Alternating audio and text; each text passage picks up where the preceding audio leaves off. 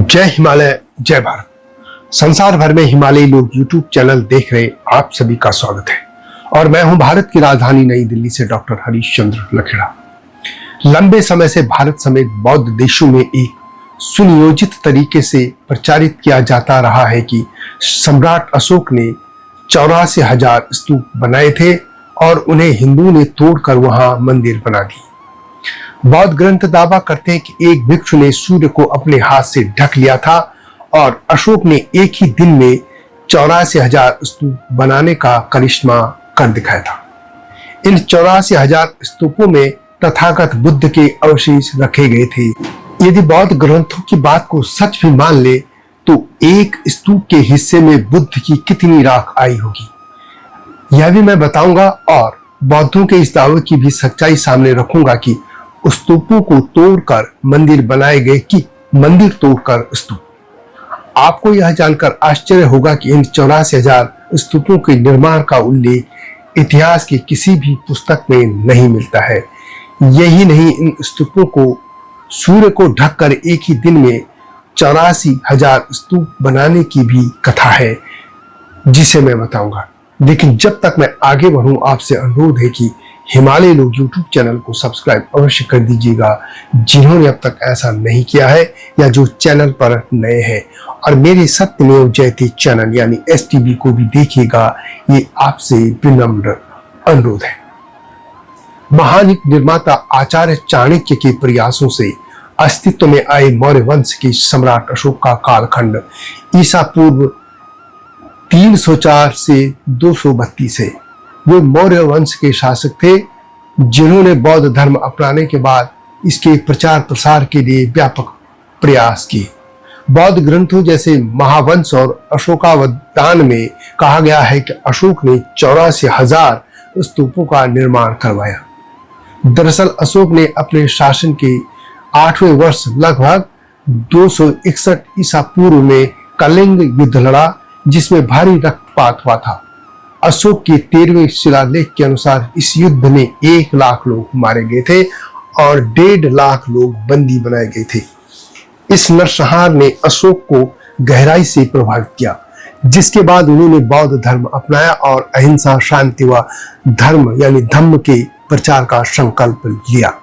महावंश और अशोकावदान में उल्लेख है कि अशोक ने बुद्ध के अवशेषों को संरक्षित करने और बौद्ध धर्म के प्रचार के लिए 84,000 स्तूप बनाए थे। माना जाता है कि बुद्ध की मृत्यु 483 ईसा पूर्व में उत्तर भारत के कुशीनगर में हुई थी। उनकी मृत्यु के तुरंत बाद उनका अंतिम संस्कार कर दिया गया था, लेकिन उनकी राख और अन्य अवशेष, उनके बाल, दांत, नाखून और हड्डियां सुरक्षित रूप से संरक्षित की गई थी। इसके लिए 8 स्तूप बनाए गए। कहा जाता है कि बाद में अशोक ने इन स्तूपों से बुद्ध के संरक्षित अवशेषों को निकालकर 84,000 स्तूपों में रख दिया था। महापरिनिर्वाण सूत्र यानी दीर्घ निकाय का सूत्र 16 के अनुसार बुद्ध के परिनिर्वाण के बाद कुशीनगर में उनका अंतिम संस्कार किया गया था। मूल रूप से उनकी राख केवल शाक्य वंश को ही दी जानी थी जिससे बुद्ध संबंधित थे।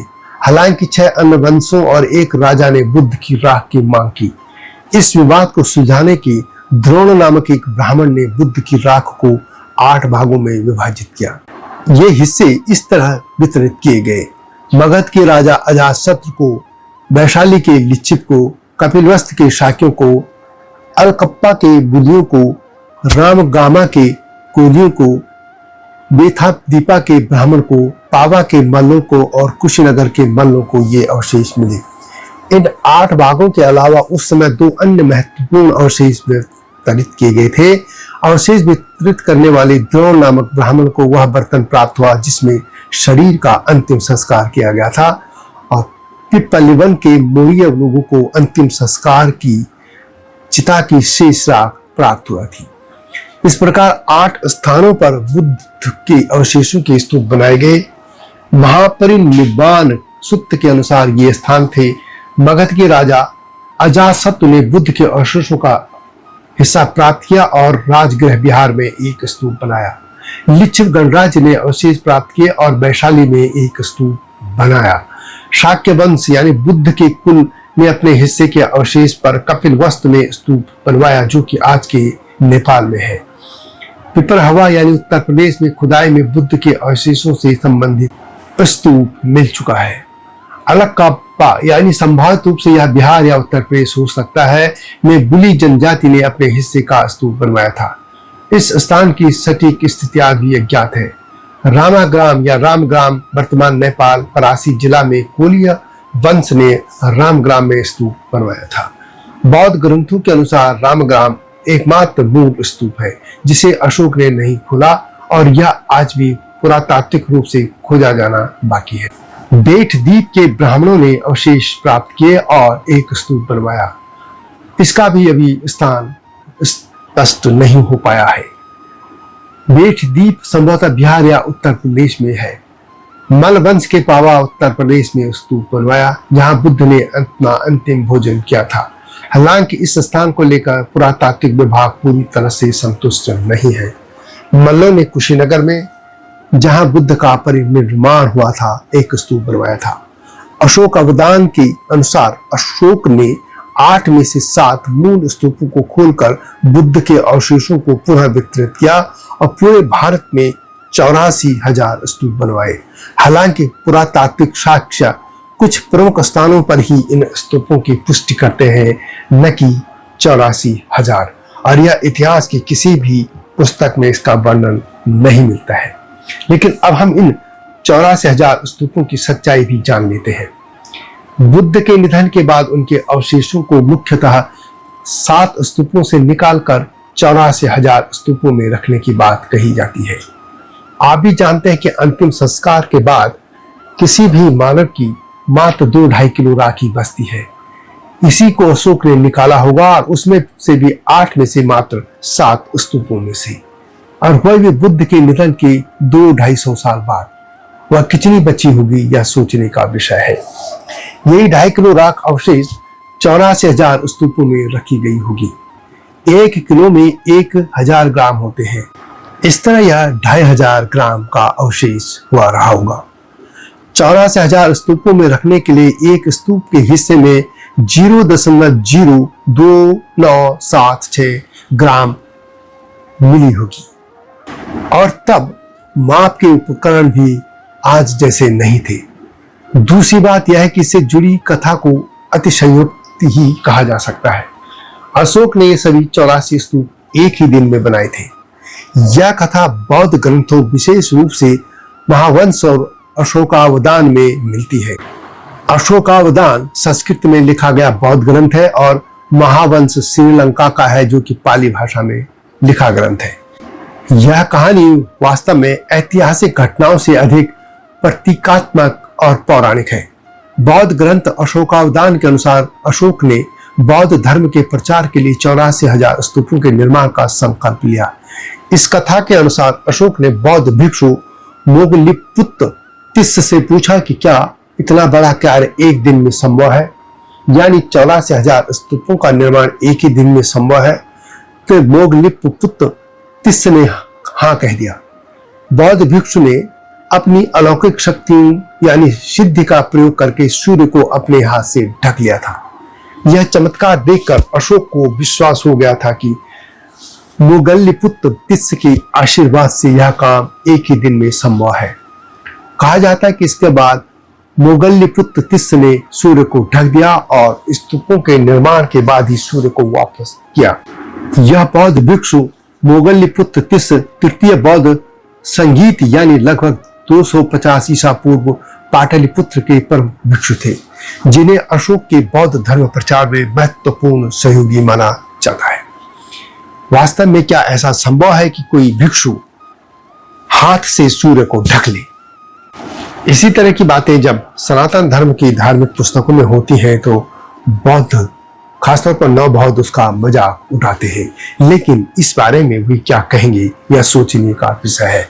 बहरहाल इतिहासकारों का मानना है कि यह दावा यानी 84,000 स्तूप एक ही दिन में बनाए गए थे, यह ऐतिहासिक रूप से असंभव है और स्पष्ट रूप से पौराणिक है। स्तूपों की यह संख्या संभवतः प्रतीकात्मक है, जो बुद्ध की 84,000 शिक्षाओं यानी धम्मखंड का प्रतीक मानी जाती है। अब अब प्रश्न यह है कि यदि मान लेते हैं कि ये स्तूप बने भी थे तो इनका विनाश कैसे हुआ? क्या हिंदू ने बौद्ध स्तूप तोड़े तो बौद्ध क्या कर रहे थे? वैसे कुछ लोग यह भी कहते हैं कि बौद्धों ने ही मंदिरों को तोड़कर उनके ऊपर मिट्टी डालकर बड़े बड़े टीले बना दिए थे और वहां स्तूप बना दिए। और यह भी देखने की बात है कि जहां भी स्तूप है वह बड़े बड़े टीलों पर है। कुछ लोग तो यह भी कहते हैं कि यदि स्तूपों का खनन किया जाए तो वहां पर प्राचीन मंदिर मिलेंगे। तो खैर बात करते हैं अभी कि इन स्तूपों का विनाश कैसे हुआ। वास्तव में एक तो 84,000 स्तूप जब बनाए ही नहीं गए थे तो उनका विनाश कहां से होना था। दूसरा, जो स्तूप बनाए भी गए थे वे अधिकतर प्राकृतिक क्षय तथा हुणों और मध्यकालीन मुस्लिम आक्रांताओं के हमलों तथा बौद्ध धर्म के ह्रास के कारण नष्ट होते चले गए, क्योंकि एक तो राजाश्रय नहीं मिलने से और दूसरा बौद्ध भिक्षुओं के आलसीपन के कारण बौद्ध धर्म खुद या स्वतः ही लुप्त होता चला गया। एक तो बात यह है कि 84,000 स्तूप कभी बनाए ही नहीं गए थे और जो बनाए भी गए थे वह बौद्ध धर्म के विलुप्त होने के बाद वीरान होते चले गए।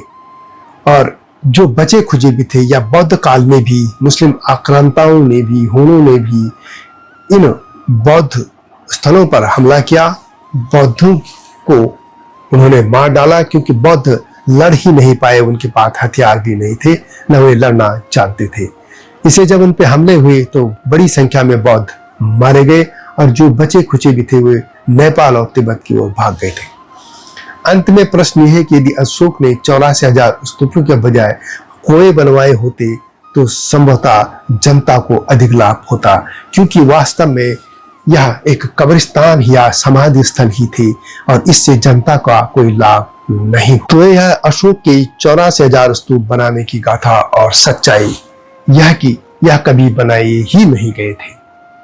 वीडियो कैसी लगी कमेंट में अवश्य लिखें। जल्दी आऊंगा नई स्टोरी के साथ, तब तक जय हिमालय, जय भारत। हिमालय पे पेड़ हो तो गीत गाएंगी नदियाँ, गीत गाएंगी नदियाँ।